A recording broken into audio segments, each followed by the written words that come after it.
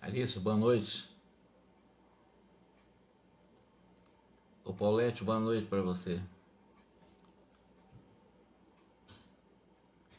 Que o Mestre nos inspire, nos ajude. Gladys, uma boa noite também para você. Nós tivemos um problema aqui de queda também de sinal da internet, agora que voltou. Então, Erlen, boa noite. Kátia, boa noite também. Vou começar então a relembrar da última vez, parte final, quando nós estávamos lembrando a questão daquela freira, da Madre Superiora, dessa organização religiosa, muito bem explicado pelo Clarencio, e mostrando que a desencarnação, ela não nos violenta a consciência e as nossas crenças. Ficou bem claro que, evidentemente, nem todo mundo está amadurecido o suficiente para ter as informações que vocês e eu temos com o Espiritismo. Isso não equivale a dizer que os seres que estejam com outros princípios, ao desencarnarem e não terem uma noção exata de vida após a morte na erraticidade, eles não possam continuar trabalhando, fazendo bem, no limite das suas potencialidades, mas ainda existe uma questão a ser resolvida com eles, sem dúvida nenhuma, que é a ignorância da realidade que transcende a vida material. Alimentam eles a ideia de inferno ainda, a ideia de céu, a ideia de purgatório, e assim vai. De anjos, de demônios, são crenças que eles alimentam e que só gradualmente serão ressignificadas com experiências e muito trabalho. E o André Luiz ele vai dizer na continuação dessa nossa reflexão, mas essas freiras sabem, Lazarine, boa noite, essas freiras, ou essa freira especificamente que nós estamos analisando, ela tem noção, ela sabe que deixou o mundo, ela sabe que desencarnou, ela sabe que prossegue a si mesmo como via-se antes, ou seja, ela se via como uma religiosa, usando os paramentos específicos da sua religião. E a pergunta é feita exatamente nesse sentido, se ela tinha noção de que morreu, é a pergunta que faz para o Clarencio, né? E se ela, mesmo tendo essa consciência de que desencarnou, prossegue como freira, assim, prossegue ainda com os hábitos mentais de uma católica, vamos dizer assim, em síntese. O Clarencio confirmou e disse o seguinte, ela sabe de que a vida se estende a outras esferas. Na realidade, é uma outra pergunta que vai ser feita para ela. Se ela tem noção de que a vida se estende para outras esferas, para outros domínios e a outros mundos, como no caso até fora da Terra, sabe que o céu ou o inferno começa em nós mesmos? É a pergunta feita por André Luiz para o Clarencio. Então, que existem vários mundos habitáveis, que a questão de céu e inferno não está fora de cada um, está dentro. Aliás, o próprio Cristo ensinou isso. O reino de Deus está dentro de vós, o inferno também. E ele vai explicando. E Clarencio disse o seguinte, não, isso ela não tem essa noção. Ela não oferece a impressão de quem se libertou do círculo das próprias ideias para caminhar ao encontro das surpresas transcendentes. Ou seja, ela permanece dentro dos seus hábitos mentais, ligado às suas crenças, presa na teologia. Não existe espaço, mesmo desencarnada, mesmo sabendo que ela já não é mais uma pessoa encarnada, não há espaço na consciência dela para poder, digamos assim, ter uma capacidade de ir para círculos superiores e compreender essas, ele chama de surpresas transcendentes, ou seja, de vida após morte, de vidas em outros planetas, e que o céu e o inferno não existem.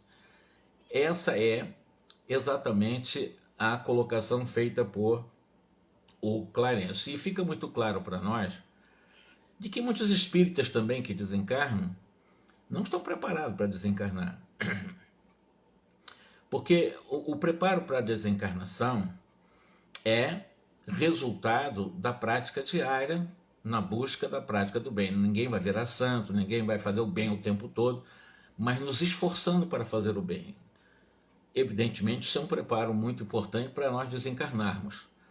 Agora, os hábitos que nós temos na Terra, mesmo como espíritas, vamos continuar após a desencarnação. Medo de obsessor, medo do umbral, essas coisas que ainda estão no imaginário de espíritas que não estudam e não se preparam para desencarnar. O Chico Xavier disse há algum tempo atrás de que os espíritas estavam desencarnando mal.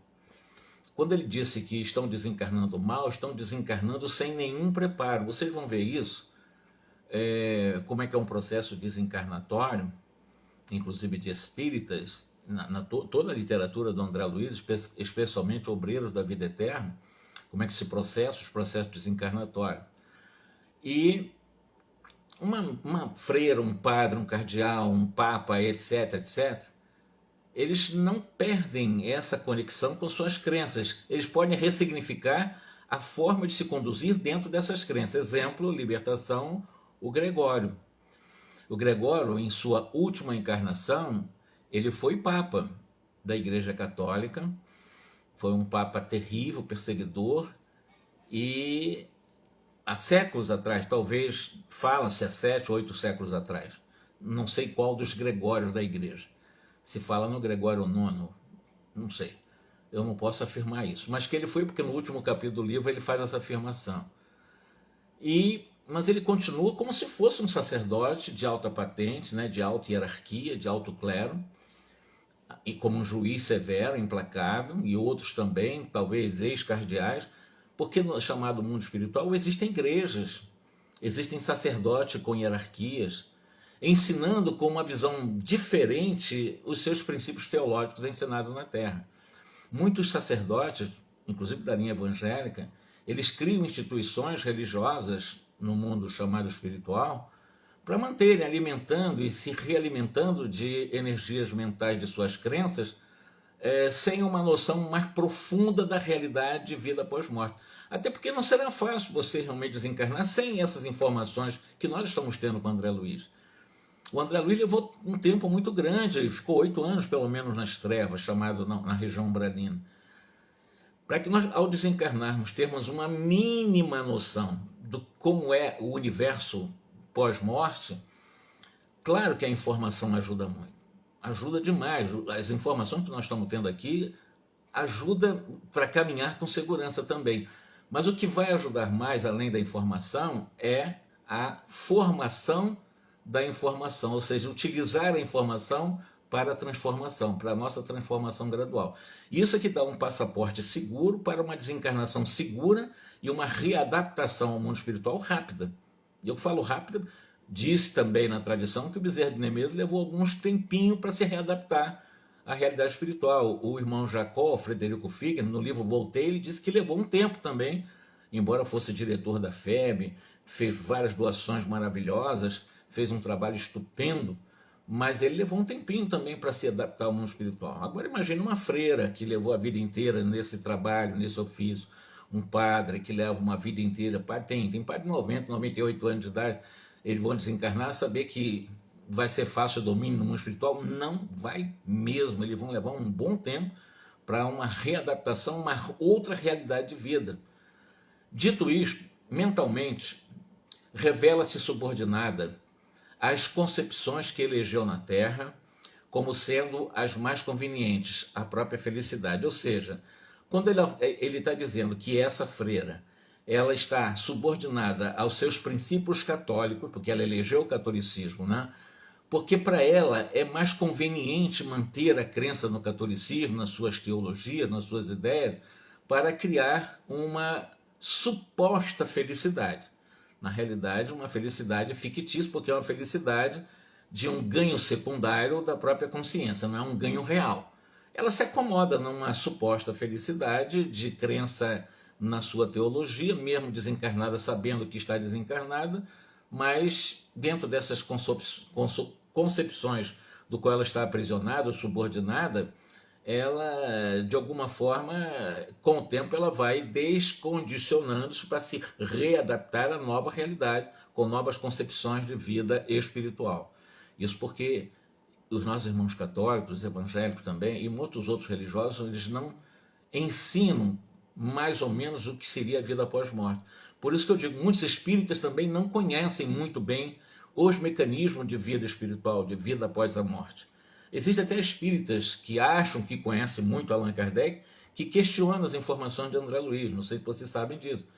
E esses que questionam André Luiz, dizendo que o que ele traz são ficções, vindo da cabeça de Chico Xavier, quer dizer, são pessoas que são totalmente alienadas. Uma pessoa dessa ao desencarnar, ela também não está preparada. Ela pode ter um conhecimento profundo de Allan Kardec, mas ela não está preparada para essa realidade, porque ela está negando isso daí. Ela diz que não é assim, né? É como se fosse o espaço infinito e as pessoas ficassem na chamada erraticidade sem pontos de apoio, né? Sem esses momentos exatamente de purgações, de aprendizados, de estruturação social diferente. Enfim, e ninguém a incomoda por aqui, foi perguntado para o Clarence, ninguém incomoda essa freira por viver assim distante do conhecimento real da vida espiritual. Ela não é perturbada por nenhum obsessor, por ninguém que venha botar na cabeça dela outras informações. O Clarence diz o seguinte: antes de tudo, a nossa irmã, ela deve merecer-nos a maior veneração pelo bem que pratica, embora subordinada às suas crenças e relativizando dentro de um ganho secundário da sua felicidade relativa, ela precisa realmente ser respeitada pelo trabalho que ela está fazendo. Ela está trabalhando, ela acredita nisso. E quanto ao de interpretar a vida, nós não podemos esquecer que Deus é nosso Pai. E com a mesma tolerância dentro da qual Deus tem esperado por nossa mais elevada compreensão, Deus aguardará um melhor entendimento da nossa amiga freira. Tem o tempo que, aliás, Deus, eu sempre digo isso para os meus amigos, Deus, como não pune, não existe punições nas leis divinas, o mecanismo que o Deus utiliza para o nosso crescimento, a nossa evolução, ao encontro da pura e eterna felicidade é o tempo. Então Deus nos dá o tempo para nós aprendermos as coisas. Hoje, por exemplo, nós ignoramos muita coisa do que vem após a morte. Nós ignoramos muita coisa. Como é que isso funciona, as leis. Nós não temos essas leis concretamente aqui já dominada pelos cientistas da Terra, essa vida chamada espiritual. Então Deus nos aguarda, né, para um melhor entendimento dessa realidade. Em algum momento nós vamos entender, como essa freira também em algum momento vai entender melhor essa realidade após a desencarnação. Cada espírito tem uma trilha diferente a percorrer, assim como cada mundo tem uma rota que lhe é peculiar. A maior lição que nós estamos tendo aqui, André, é a da sementeira que produz inevitavelmente. Aí volta a questão do Mário Silva, o enfermeiro que está perturbado em função de achar que matou por desejar a morte do Júlio, que estava lá com a Krupp.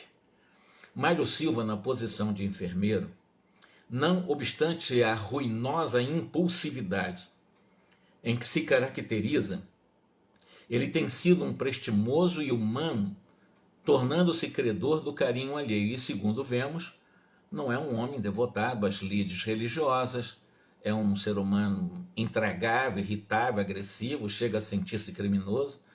Entretanto, Mário, ele é correto, ele é cumpridor dos deveres que abraçou na vida profissional. Ele é um enfermeiro, trabalha com as crianças dentro de um setor de pediatria, sabe ser paciente, é caridoso no desempenho das próprias obrigações. Com isso, o Mário ganhou a simpatia de muitos e encontramo-lo socorrido fraternalmente por uma freira. Nesse instante, desses comentários, Mário começou a gemer e o Clarencio, inclinando-se sobre Mário, ficou um longo tempo a examiná-lo. Em seguida, o ministro reergueu-se e falou: pobre amigo, permanece impressionado com a morte de Júlio, em aflitivo complexo de culpa. É um outro problema também que acompanha o ser após a desencarnação, é a tal da culpa. A culpa é a exigência do acerto. O movimento de culpa, normalmente quem alimenta a culpa são os perfeccionistas, aquele que não admite errar. A culpa é o movimento de auto-julgamento, de autocondenação e de autopunição. A pessoa, ao se julgar, ao se condenar e ao se punir, ela não admite a possibilidade de ter errado. Como ele, no caso, ele acha que errou porque ele desejava a morte do Júlio. Então ele entra nesse movimento de culpa, do qual, evidentemente, traz para ele bloqueios de uma consciência ampla de sua realidade de até mesmo ter o direito de errar. É isso mesmo, nós temos o direito de errar porque nós somos imperfeitos ainda. Nós estamos imperfeitos ainda. Agora nós temos o dever de corrigir os erros. Quando eu falo direito, porque é impossível um ser humano imperfeito não errar. Não existe essa possibilidade. Só não erraremos mais quando nos tornarmos anjos e temos aí uma longa estrada de alguns bons bilhões de anos para frente. O erro faz parte do nosso crescimento. Existem erros e erros. E a coisa positiva diante dos nossos erros é aprender com eles para fazermos de forma diferente todas as circunstâncias da nossa vida. E aí, evidentemente, dentro dessa perspectiva, o Mário, ele permanece totalmente se culpando pela morte do Júlio, né? Tem o pensamento ligado ao pequeno morto e passou o dia acamado sob extrema perturbação. Observo que não foi à casa de Antonina conforme previa, porque sentiu-se vencido e envergonhado. Lembro que ele esteve na casa da Antonina, participou do culto, maravilha de evangelho que ele aprendeu ali, inclusive dizendo que quem tem a profissão dele jamais poderia pensar em matar, porque o enfermeiro ele vive para a vida, não existe espaço para matar, e de repente ele faz isso logo depois do culto, né? Pelo menos o desejo que ele tinha. Entretanto, somente nossa irmã Antonina possui para ele o remédio indispensável nesse momento. Depois de uma pausa ligeira, o André Luiz perguntou se seria possível socorrê-lo de modo mais positivo através do passe. O Clarencio disse que o auxílio do passe poderia ampará-lo sim, as forças, né? Mas não resolveria o problema. O passe não é miraculoso, não existe. O passe é mágico, é milagroso. Não existe isso. O passe é apenas uma suplementação de energias eletromagnéticas provindas dos médiuns, dos vegetais, dos espíritos, do universo, através de uma transfusão que nós aprendemos com técnicas, né, da imposição das mãos, pela oração, etc. Mas isso, de alguma forma, ampara apenas como uma força suplementar, mas não resolve a questão de consciência. Um passe não resolve a questão de consciência. Pode te ajudar fisicamente, perispiritualmente, dar um ânimo diferente, mas mexer com a consciência um passe não resolve. É isso que o Clarencio está explicando. Ele deve ser atingido na mente, a fim de melhorar-se. Requisita ideias renovadoras e, no momento, Antonina é a única pessoa capaz de reerguê-lo com mais segurança. Aí o André Luiz recordou do drama, né, que se desenvolveu no tempo da Guerra do Paraguai, e quando ele fala em Antonina, está falando lá naquela Lola Ibarruri, lembro-se dela, né, e também dele, o próprio Mário, que foi em épocas anteriores o Esteves, né, que acabou sendo assassinado por envenenamento pelo avô da atual Antonina, e assim vai. E o André Luiz começou a lembrar essas cenas. Assinalando o meu pensamento, o Clarencio disse o seguinte: tudo na vida tem a sua razão de ser. Noutra época, o Mário, na personalidade de Esteves, aliou-se a Antonina, então na experiência de Lola Ibarruri, para se afogarem no prazer pecaminoso com o esquecimento das melhores obrigações da vida. Atualmente, estarão reunidos na reparação justa. Os que se associam na leviandade à frente da lei acabam esposando enormes compromissos para o reajustamento necessário. Não há como nós fugirmos disso, isso não é punição. Esse processo de associação, que estamos associados com o mal, ante a lei de causa e efeito, nós abraçamos ou esposamos esses nossos compromissos, responsabilizando pelas nossas escolhas para o reajuste, para o reaprendizado necessário. Não é castigo. O que está acontecendo em todo esse drama e toda essa trama desenvolvida nesse livro, em nenhum momento nós estamos vendo toque de punições, nós estamos vendo toque das leis naturais se encaixando diante de compromissos no erro, ou um suicídio, ou uma questão de uma traição e outros tipos de delitos morais, do qual nós abraçamos esses compromissos para um reajuste em algum momento. E o reajuste só ocorrerá a partir do arrependimento. E é com arrependimento que se dá o processo reencarnatório, porque, por exemplo, o próprio Júlio, na outra encarnação, que ele tentou 2 vezes suicídio e acabou se afogando no Rio Paraguai, e que agora reencarnou, já desencarnou 2 vezes numa encarnação só, ele passou um longo tempo nas trevas. E quando ele entrou em alguns momentos de arrependimento, de contato com coisas melhores, ele foi dado para ele a oportunidade da reencarnação. O André Luiz, da mesma forma, ficou 8 anos no umbral. Quando ele começou a pensar em coisas superiores, ele foi resgatado. Então é assim que acontece, é o arrependimento, é a expiação e a reparação. São 3 movimentos para que nós possamos ir progredindo e não ficar no estacionamento da dor consciencial. Ninguém confunde os princípios que regem a existência.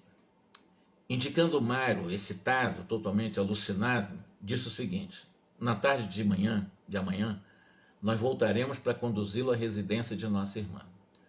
Porque por intermédio da Antonina, lembrando sempre que Antonina, a antiga, lá da Guerra do Paraguai, a Lola e Bairro Rio, né? Então, a Antonina habilitar-se-á para o indispensável reerguimento dele, ou seja, ele vai se reerguer com ela.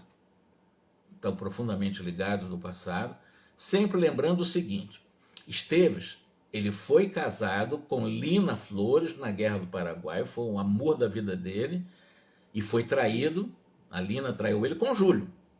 Hoje, a Lina é a Zulmira, que recebeu o Júlio pela 2ª vez, a primeira foi a Odila. Por agora, não podemos fazer mais.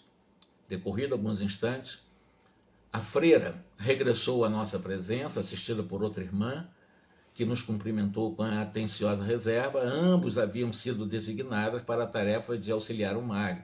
Estavam ali de plantão para ajudar o Mário nas suas angústias, no seu remorso diante do que ele fez com o Júlio.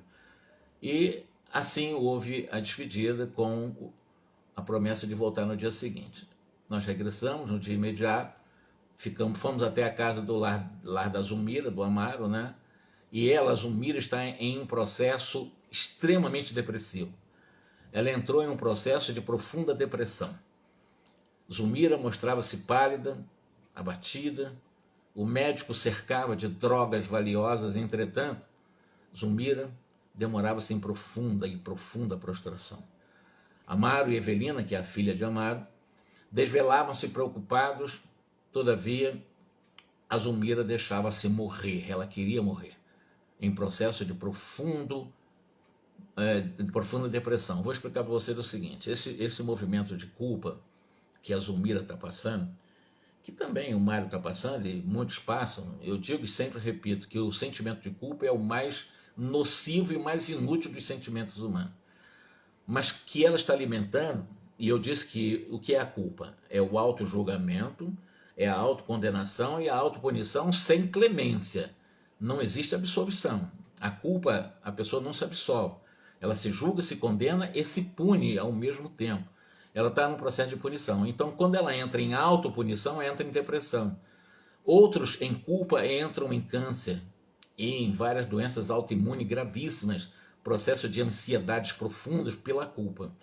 Porque as pessoas estão se julgando, estão se condenando, estão se punindo ao mesmo tempo sem se perdoar, sem se flexibilizar para dar um espaço para a sua própria consciência, dizer que é um ser humano que, como ser humano, erra e acerta, nós somos aprendizes da vida, e que pode arrumar uma forma de reparar o erro cometido. No caso aqui, eles estão tendo uma chance, muitos anos depois, para reparar erros da época do Paraguai, da Guerra do Paraguai. Diante da nossa apreensão, o ministro apenas afirmou o seguinte: vamos aguardar. Numa equipe, quase sempre a melhora de um companheiro pode auxiliar a melhora do outro. Numa equipe. A recuperação de Mário, ao que me parece, diz na visão intuitiva do próprio Clarencio, poderá influenciar na Zulmira para que ela possa não morrer, porque ela está querendo morrer. E o pior dessas condições é que quando entra em processo de depressão profunda, e isso está bem claro aqui nesse capítulo, a pessoa vai se deixando abater, se deixando abater, se deixando abater, ou seja, ela mesma vai provocando a própria morte dela, em um processo de prostração depressiva. Ela mesma, é tipo de um suicídio, não direto, mas é um tipo de suicídio. A depressão, a pessoa não tem mais vontade de viver. Ela realmente se deixa influenciar por esse processo autocognitivo, até como se a morte fosse solucionar suas questões conscienciais, o que não vai acontecer, mas as pessoas em depressão, elas podem ir num processo muito profundo até a própria desencarnação. E é o que ele está dizendo, né? Uma equipe ajuda a outra para melhorar a outra. A recuperação de Mário, ao que me parece, poderá influenciar na defesa dela contra a morte, que ela está querendo morrer. Não se delongou por muito tempo, a intervenção magnética aconteceu. Sem detença, procuramos o domicílio de Mário, encontrando-o superexcitado quanto na véspera, porém estavam lá as irmãs, né, em oração, mas ele continua muito agitado com as freiras lá. E o planejamento, a estratégia do Clarence é o seguinte: vamos tentar ver se conseguimos trabalhar o Mário, que foi noivo da Zumira, porque ele também está em desespero e está em um processo depressivo também, está com um remorso muito grande por causa do Júlio. Vamos ver quem pode ajudar o Mário, do ponto de vista da consciência dele. O passo a gente dá, mas a consciência dele, quem pode ajudar é a Antonina, que está ligado a ele também, lá da Guerra do Paraguai. Então, diante disso, Clarencio assegurou o seguinte: Mário passaria conosco e, após entreter-se, voltaria melhor. Você disse para as irmãs, para as freiras: olha, você libera o Mário para nós, que nós vamos levar para tentar reentretê-lo um pouco, né, para que ele possa voltar um pouco melhor do que está agora. As freiras concordaram e o Clarencio, André Luiz e Lara levaram o Mário dali. Em seguida, beirou-se do enfermo, tocando-lhe a fronte com a destra, qual se ou recebesse preciosa transfusão de forças fluídicas. Mário aquietou-se por um encanto, revelou-se mais calmo, não obstante entristecido ainda. A expressão facial, se lhe denunciava uma sublevação interior, transformou-se-lhe o semblante em uma dolorosa serenidade, meio paradoxal, dolorosa serenidade, mas ele se serenou um pouco naquele momento. Clarencio desenvolveu alguns passes de auxílio e notificou que Mário experimentava uma enorme necessidade de ouvir a palavra de quem? Da Antonina. Lembrando que ele teve aqui, aprendeu muito com ela naquele culto. Afirmava-se intimamente envergonhado. E estava com vergonha de visitar, porque depois do culto ele praticamente desejou a morte, praticamente ele ajudou a morrer o Júlio, né? Se não fosse a espiritualidade superior lá, o Júlio teria desencarnado muito mais rapidamente. Crê-se responsável pela morte de Júlio, teme o contato com a nobreza espiritual de Antonina, apesar de sentir-se arrastado para ela. E tinha uma queda para ela, do seu ponto de vista afetivo também. Buscaremos, porém, auxiliares a reaproximação. Então a espiritualidade vai ajudar ele a se aproximar de Antonina, porque sabe que ele vai ser importante também para Zulmira em algum momento. Acariciou a fronte do moço, atormentado, e acentuou: o desabafo descarregar-lhe-á a atmosfera mental, favorecendo-lhe o alívio e a recepção de elementos renovadores. Isso é importantíssimo.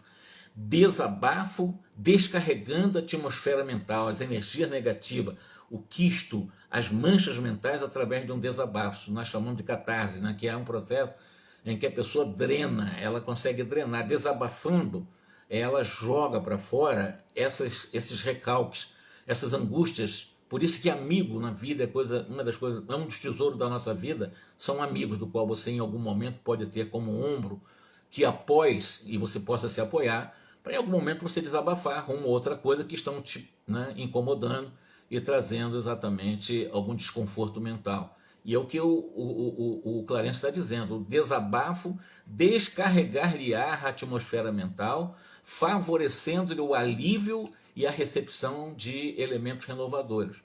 Por isso que é muito importante ter um ombro amigo na nossa jornada humana, né? Eu digo ombro amigo em qualquer situação, ou da família ou fora da família, mas pessoas do qual a gente confia e que possa, de vez em quando, né, quando necessário, podermos colocar para fora, né, conversando com sinceridade com as pessoas, esses nossos recalques, esses nossos remorsos, essas coisas que às vezes muitas pessoas alimentam.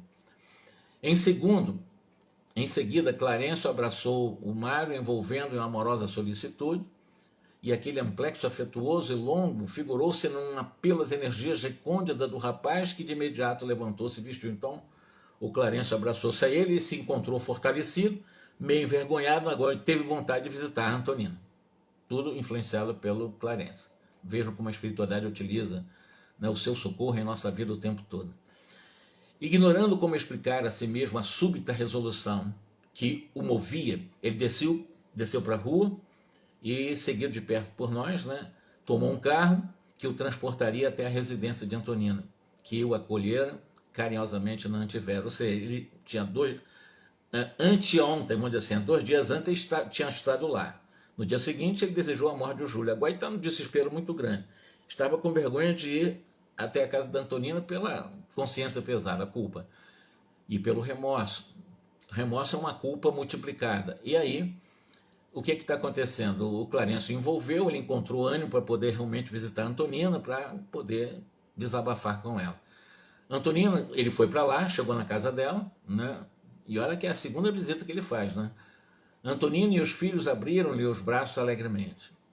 A pequena Lisbela, do qual estava com pneumonia que ele foi cuidar, encantada, dependurou-se-lhe no pescoço, depois de um beijo comovente, achava-se aí acamada, mas refeita e feliz.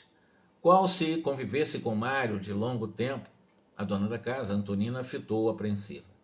Preocupada, anotou-lhe o abatimento enquanto o hóspede parecia esmolar-lhe em silêncio uma ajuda e compreensão. Então, a Antonina percebeu que o Mário estava angustiado, ele estava realmente muito angustiado. Num semblante, sob o ponto de vista de irradiação magnética, uma pessoa percebe como é que a outra pessoa está, porque nós irradiamos o nosso estado mental, e ela captou isso. Percebendo-lhe a angústia oculta, Antonina, agora viúva, né, induziu a conversação particular, em um singelo recanto lá da sala, onde atendia com os filhinhos ao culto da oração. Mário pediu-lhe desculpa por tratar de assunto pessoal. E começando por justificar a sua ausência no dia de ontem, né? Ele tinha prometido ir no dia anterior, e acabou não indo porque entrou em culpa por causa do Júlio. E agora, movido pela inspiração do Clarencio, ele resolveu ir à casa dela. E ele foi pedindo, foi justificando, né, com as suas palavras, né?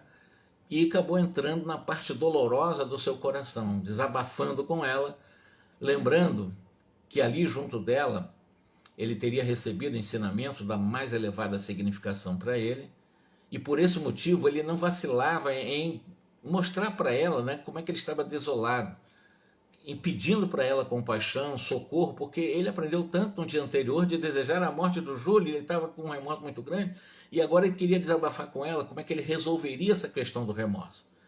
Tentando confortá-lo, Antonina ocultou-lhe ou escutou-lhe a narrativa até o fim. Mário reportou-se à juventude e foi contar a história dele para ela. Ele mostrou quando era jovem, né, comentou dos problemas psíquicos que ele tinha, né, quando era criança, tinha muitos problemas de ordem neurológica, psíquica também. Descreveu o amor que nutria pela Zulmira, né, que o abandonara em pleno sonho, que ele sonhava casar com Zulmira. Então ele vai dizendo para ela, então descreve o amor que ele tinha por ela, relacionou as provas que haviam castigado o brilho desse rapaz quando ela abandonou a Zulmira. Destacou ali o esforço, né, que ele despendera para recuperar, e ficou bastante perturbado com a escolha de Zulmira para casar com um homem que era viúvo. Enfim, ele foi expondo para ela, desabafando com ela, né, sobre esse reencontro com a Zulmira, e ele ficou com muito ódio dela diante do Júlio com aquela Krupp. E ele ficou com ódio dela.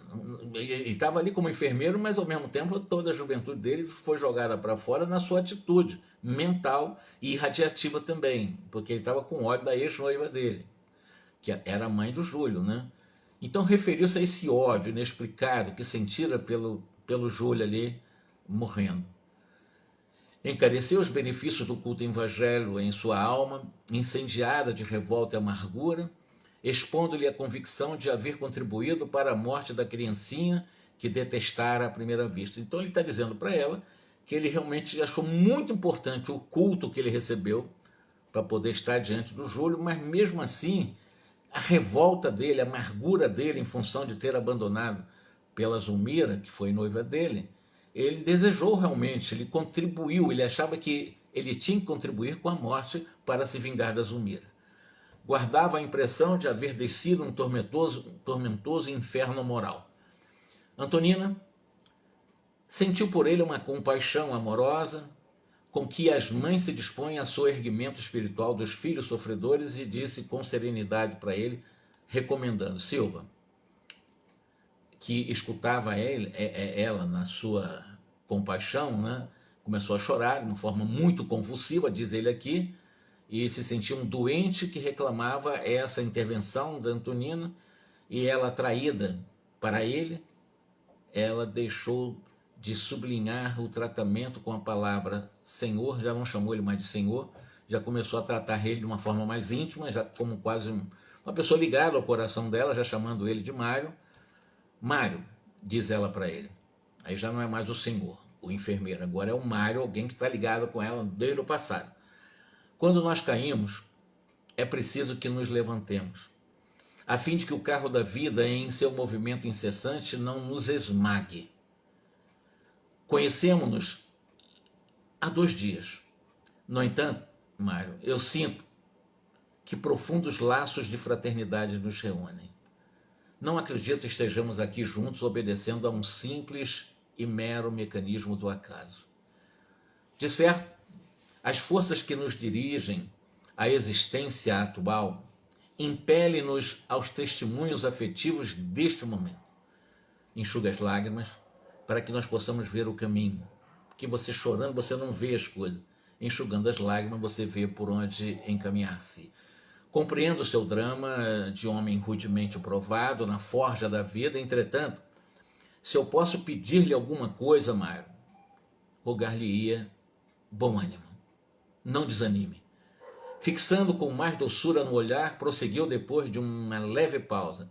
Também eu tenho lutado muito, eu tenho os meus conflitos, eu tenho meus desafios, eu tenho sofrido. Casei-me por amor e vi-me espoliada em minhas melhores esperanças, porque meu marido, antes de encontrar a morte, relegou-nos uma dolorosa penúria e sofrimento material e emocional. Quando mais intensa era a nossa agonia com o abandono do meu esposo, eu vi um filhinho meu morrer, que é o Marcos, né, que ela foi visitar, ao toque de aflitivas provações que nos flagelavam a casa. Olha o sofrimento de Antonina. E graças a Deus, todavia, reconheço que seríamos tão somente ignorância e miséria sem o auxílio da dor. Que frase maravilhosa, que frase retumbante, que frase reflexiva.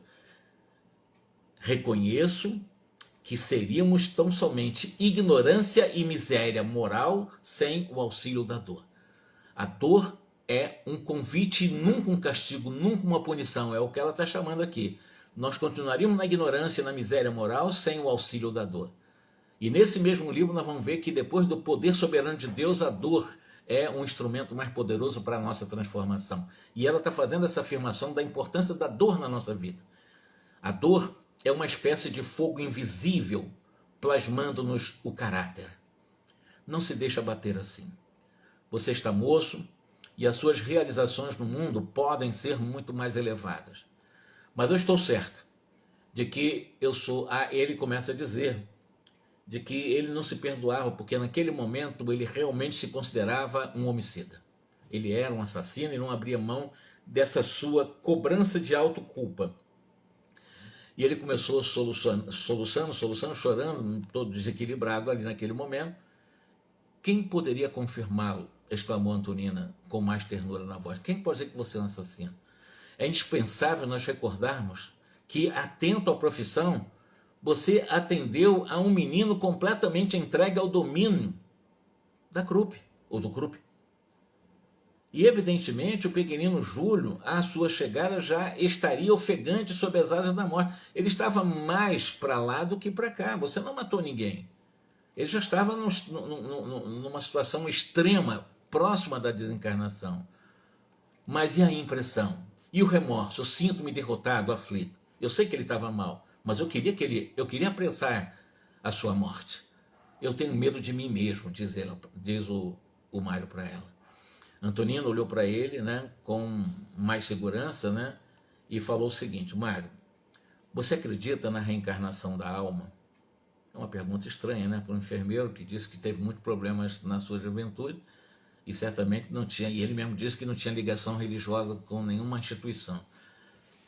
E porque Mário contemplasse com uma estranheza, continuou sem ouvir-lhe a resposta. Ele não deu resposta. Aí ela continuou: olha, todos nós somos viajores no grande caminho da eternidade. O corpo de carne é uma oficina em que a nossa alma trabalha tecendo os fios do próprio destino. Nós estamos chegando de longe a revivecer dos séculos mortos como as plantas a renascerem no solo profundo. Naturalmente, você, Mário, você, aí ela vai explicando, eu acredito nisso, segundo ela, para ele. Você, Amaro, Zumira, Júlio, estão revivendo, estão recapitulando alguma tragédia que ficou distanciada no espaço e no tempo, mas viva nos corações. E mediante o carinho de sua confissão espontânea, não duvido de minha participação em algum lance da luta que motivou os acontecimentos da atualidade. Então ela também se coloca como personagem dos dramas do qual Zumira, Amaro, Júlio e o próprio Mário, agora ela se coloca. Eu sinto que eu sou personagem dessa trama, desse drama, dessa angústia que você também está vivendo. Amor, olha só que frase extraordinária para nós aprendermos. Amor e ódio não se improvisam. A gente pensa que a pessoa odeia o outro do dia para a noite. Não existe improvisação no campo do amor e no campo do ódio. Amor e ódio, explica ela para ele, resultam de nossas construções espirituais nos milênios. Nos milênios é que nascem as energias de amor e de ódio. Provavelmente, alguma responsabilidade me compete nos serviços em cuja execução você se comprometeu. A nossa confiança imediata, a nossa associação neste assunto sem qualquer base prévia, essa simpatia fraternal com que você vem a mim e o interesse com que eu lhe ouço as exposições me autorizam a admitir que o presente está refletindo o passado. E, em razão disso, ofereço-me para cooperar com seu esforço de algum modo. Eu faço parte dessa história também. Colaborar, ele disse, é impossível, ele estava alucinado, é impossível, ele tinha chorado muito, né? O menino está morto. Envolta nas irradiações de Clarence, Antonina alegou com sensatez, ou seja, Antonina, envolta nas energias de Clarence, nesse momento o Clarence a envolveu nas intuições, e Antonina, traduzindo por intuição o que o Clarence queria dizer nesse momento para o Mário, lembrando que o Mário poderia ajudar a Zumira, que está quase morrendo, querendo morrer na mais profunda depressão. E quem nos diz que Júlio não possa voltar à Terra? Quem de nós, ou quem nos pronunciará incapazes de fazer a benefício da criancinha que partiu? Como? Como? Indagou Antônio. Ele ficou em como? Escute, Mário. O egoísmo não se revela feroz tão somente nas nossas alegrias. Muitas vezes a questão do egoísmo comparece também asfixiante e terrível em nossas dores. São as dores egóicas. São as dores profundamente do mundo egóico, são asfixiantes, são terríveis. Então, o egoísmo não se revela apenas nas alegrias egóicas, porque existem as dores egóicas também. São as alegrias do eu para mim, eu quero, ninguém tasca, eu vi primeiro, e também as dores de mim para mim, eu quero, ninguém tasca, eu vi primeiro. É o mundo egóico massacrando a nossa consciência. Isso se verifica quando em nossa mágoa pensamos apenas em nós. Você se declara delinquente, amargurado, vencido, qual se fosse um herói repentinamente arrojado no altar da admiração pública à poeira da desconsideração. Pois bem, admito que concentrar demasiada atenção em culpas imaginárias é mera vaidade a encarcerar-nos na angústia vazia. Enquanto lastimamos a nossa imperfeição, perdemos a hora que nos seria justo utilizar em nossa própria melhoria. Lógico, por que alimentar culpa? Ela está dizendo exatamente isso. Admito que concentrar demasiada atenção em culpas imaginárias é mera vaidade a encarecer, pelo menos deixar-nos presos ou encarcerar-nos na angústia vazia. Enquanto ficarmos nessa culpa, nessas autolamentações, nessas lastimações, a nossa imperfeição, nós vamos perdendo a hora que seria justo utilizar em nossa própria melhoria, nossa corrigenda.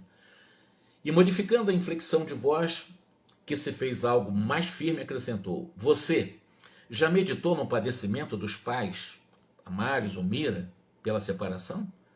Você já refletiu nos sonhos maternos despedaçados no coração de Zulmira, sua ex-noiva? Por que não entender ou estender as suas mãos fraternais, seus braços, a esses progenitores na sombra do infortúnio e da dor diante da morte de Júlio? Creio na imortalidade da alma e na redenção dos nossos erros. Penso que a renovação do dia é um símbolo da graça do Senhor sempre repetida em nosso caminho, para que lhe aproveitemos o tesouro das bênçãos no crescimento de reajuste. Por que não visitar você, o lar de nossos desventurados amigos, nesta hora em que naturalmente precisam de carinho e solidariedade? Diz Antonina para o mar. Por que você não vai visitar eles? Por que você não vai levar a sua solidariedade? É possível que a divina bondade esteja reservando ali algum serviço para o seu propósito de elevação, lembrando que tem falando tudo é o Clarencio através da Antonina. Quem sabe a volta de Júlio pode efetuar-se pelo processo reencarnatório? Para isso, porém, é necessário reerguer o bom ânimo e o ânimo da mãe que está prostrada, querendo morrer. Passando da energia de conselheira à ternura de irmã aduzil carinhosa. Deixaria você a outrem o privilégio de semelhante serviço? Não tenho coragem, ele disse. E, ao dizer que não tinha coragem, não, Mário, em ocasiões dessa, não é a coragem, não, que nos está faltando, é sim humildade. Não é falta de coragem. Na realidade, você está sem humildade para visitar os pais de Júlio. Nosso orgulho neste mundo, apesar de inconsequente e vão, é por demais envolvente e excessivo. Não sabemos liberar a personalidade segregada no visco de nosso exagerado amor próprio. Em suma, aprisionamos o nosso coração na escura fortaleza dessa vaidade que não sabemos ceder. Apegando-se ao socorro moral que lhe era lançado, Mário suplicou pesaroso: Antonina, eu creio em sua amizade, na elevada compreensão que flui de suas palavras. Ajude-me. Não vim aqui senão pedir ajuda a você, pedir você discernimento. Exponha você mesmo o que eu devo fazer. Me dê um plano, como é que eu faço isso? Perdoe minha intimidade, mas tenho sido um homem sem fé. Eu não tenho autoridades ou amigos para quem apelar. Não nos conhecemos senão há 2 dias, mas eu encontrei em seu coração e em sua casa algo novo para o meu pobre espírito. Suporte-me, ampare-me, por amor de Deus, em cuja providência você crê com tanta sinceridade. Antonina, sentindo-se verdadeiramente irmã dele, acariciou-lhe as mãos quais se fossem velhos conhecidos. E agora, igualmente em lágrimas de muita emoção e de reconhecimento, convidou-o a visitarem juntos o casal sofredor no dia seguinte, na noite seguinte. Esse diálogo foi mantido, todo ele influenciado por Clarencio. Desde a ida do Mário, que reanimou-se com as energias do passe magnético do Clarencio, ele deliberou ir à casa da Antonina. Indo à casa da Antonina, o próprio Clarencio foi estimulando ela a tocar no assunto da reencarnação, e agora, no final, sugerindo ele, já que estava num profundo remorso, numa angústia, numa superexcitação de mundo, de fundo emocional, ele agora drenado, né, já jogou para fora todo esse processo de toxicidade, de uma energia profundamente tóxica do remorso. Ele pediu orientação para ela, vocês viram, né? Eu vou. Mas como é que... Ele não sabia exatamente como ir. E ela, intuída pelo Clarencio, não, eu vou com você. Fique tranquila, que nós dois vamos visitar o casal. Olha, extraordinária realmente a narrativa de André Luiz nas suas descrições dessas passagens, né? Que não é fácil você fechar de uma forma tão lúcida, tão maravilhosa, dentro de uma lei estabelecida pelo Criador de causa e efeito, em que você não vê em nenhum momento o processo de ira divina como punição para aqueles que erraram, no caso, na Guerra do Paraguai. Nós estamos vendo aqui um processo de reajuste, um reaprendizado, uma nova oportunidade pela reencarnação para um reajuste pelos caminhos do amor. E olha que o crescimento da Odila, o crescimento dessa Antonina, que foi a Lola, uma bailarina vulgar, e de repente com todo esse potencial, o próprio Amaro, o Armando antigo também totalmente recuperado, embora a Zumira ainda, a antiga, né, a Alina Flores ainda com graves problemas emocionais, o Júlio com graves problemas emocionais ainda, e certamente são os mais importantes personagens, nós estamos observando aqui, porque Evelina está muito bem, Odila está agora extraordinariamente bem, e esses dois são o foco praticamente de todo o processo. Os dois não, agora a Antonina entra também na história, o próprio Mário. E nós vamos ver que não existe periferia de personagens, todos são importantes, mas existe um núcleo, o mais importante daqueles que mais odeiam, que mais odiaram, os que menos compreenderam e os que mais ignoram. Que Jesus nos abençoe, e no próximo sábado nós vamos dar continuidade no próximo capítulo, do qual o André Luiz intitulou de Corações Renovados. E aí vamos dar sequência a essa visita, e como é que vai haver esse envolvimento, a programação de uma terceira reencarnação do Júlio. Fantástica essa obra. Eu nunca tinha parado para pensar, como espírita há mais de 40 anos, de reencarnações tão rápidas. É muito fantástico, realmente, essas novas revelações. Né? Para mim, são coisas maravilhosas. Um grande abraço para vocês. Tá? Jarlene, um grande abraço para você, obrigado. Um grande prazer vê-la aqui entre nós. E um grande abraço a todos os amigos que me acompanham aqui no nosso estudo, perdoe o meu, e que nós possamos dar sequência no próximo sábado a esse drama, nessa trama tão bem elaborada aí, né, e descrita por André Luiz. Um grande abraço para vocês, muita paz, e que Deus cada vez mais nos dê a capacidade de entender toda essa realidade para nos preparar melhor para a nossa viagem, que é amanhã ou depois de amanhã. Hoje foram dois conhecidos, né? O Baldrin foi aquela cantora também, e daqui a um dia nós estamos indo também, né? Então ia já preparado com as informações, pelo menos, né, no esforço para dignificarmos uma boa adaptação e rápidas, né, para essa nossa paragem definitiva. Um grande abraço para vocês.